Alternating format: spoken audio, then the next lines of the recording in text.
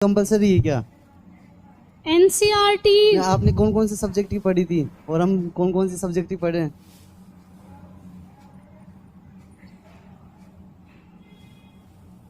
NCERTs मुझे लगता है बेसिक बुक होती हैं और मुझे ऐसा लगता है पर्सनली कि पढ़ना चाहिए।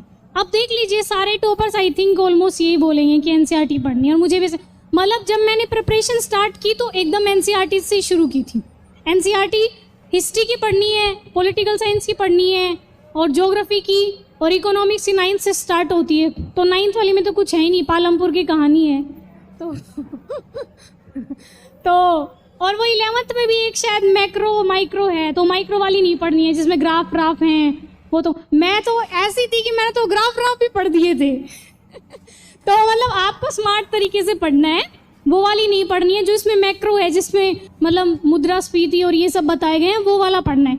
मुझे ऐसा लगता है एनसीईआरटी एक बार पढ़ लेनी चाहिए, मतलब थोड़ा सा ना उनसे कॉन्सेप्ट्स क्लियर हो जाते हैं। जैसे एकदम बचपन से हम पढ़ते ही हैं, मतलब 10th 11th 12th 10th तक तो सभी पढ़ते हैं एनसीईआरटी। तो मुझे ऐसा लगता है कि एनसीईआरटी पढ़ लेनी चाहिए, क्योंकि जो ज्योग्राफी वाली एनसीईआरटी होती है वो तो इतनी इंपॉर्टेंट है, मतलब वो तो पढ़नी ही है, मस्ट है वो तो। वो जो उसमें 11th की ज्योग्राफी है, शायद फिजिकल ज्योग्राफी नाम है उसका, भौतिक भूगोल, हाँ वो वाली बहुत इंपॉर्टेंट है, लेकिन थोड़ी हार्ड है।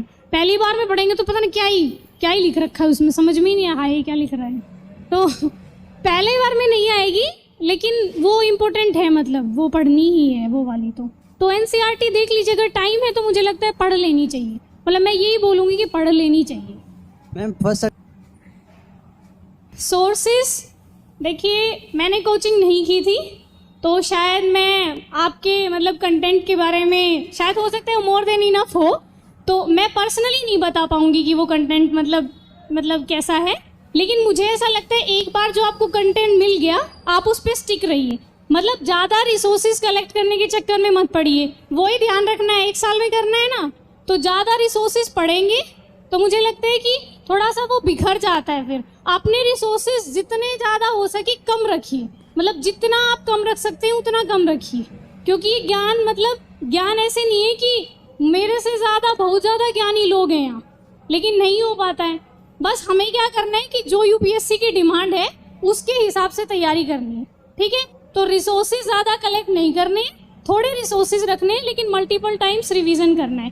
तो रिसोर्सेज आपके पास होंगे ही, मेरे रिसोर्सेज मैंने बता दिए हैं बहुत जगह, तो आप मतलब देख सकते हैं। लेकिन बस ऐसे नहीं कि ये भी ऐसा होता है कि हम देखते हैं कि सामने वाला ये पढ़ रहा है, हमने नहीं पढ़ा तो हाय क्या हो जाएगा, ठीक है, ऐसे नहीं ठीक है।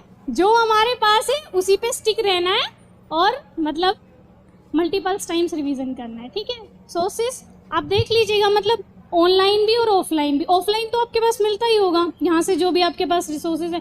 ऑनलाइन एक तो वेबसाइट है, वो मैं आपको बता दूंगी, जैसे आप राज्यसभा देख सकते हैं। लेकिन देखिए मैं बता दूंगी बहुत सारे रिसोर्सेज, लेकिन होता नहीं है कुछ वो रिसोर्सेज मैंने भी खूब सुने टॉपर से, लेकिन राज्यसभा देखा नहीं मैंने कभी भी ठीक है। लेकिन बस ये है कि हाँ कभी कभी जैसे लगे कि थोड़ा सा फ्री टाइम है और बुक्स पढ़ने का मन नहीं कर रहा है, तो आप ऑनलाइन ऐसे कोई डिबेट सुन सकते हैं, जैसे इंपॉर्टेंट टॉपिक्स जो चल रहे हैं उस पर। तो उसके लिए मुझे लगता है आकाशवाणी पे जो आता है, मतलब वो थोड़ा सा सुन लेंगे तो मुझे लगता है बेनिफिशियल होगा, ठीक है। क्योंकि मैंने जो नहीं किया और मुझे लगता है कि मुझे करना चाहिए था, वो भी मैं आपको बताऊंगी, तो आप वो भी कर लेना, ठीक है। आप न्यूज़पेपर पढ़ते होंगे डेली, कौन सा पढ़ते हैं? द हिंदू, इंडियन एक्सप्रेस, मतलब इंग्लिश का पढ़ते हैं ना? नहीं पढ़ते। मतलब देखिए थोड़ा सा मुझे ऐसा लगता है कि इंग्लिश का पढ़ लेना चाहिए, क्योंकि शुरू में थोड़ी सी दिक्कत आती है। जब मैंने हिंदू शुरू किया था एकदम शुरू में, जब मेरी प्रिपरेशन शुरू हुई, तो मेरे को शायद 3 घंटे लगते थे और मैं हिंदू में लगाती थी 3 घंटे।